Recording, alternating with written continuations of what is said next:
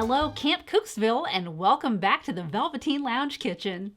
I hope you brought your sweet tooth today because we have Marshmallow Fruit Grill from Chicken Q Cookout Recipes. To make this gooey, melty masterpiece, all you do is line a shallow baking dish with foil, leaving enough to fold over the top. Fill the pan with your favorite fruit.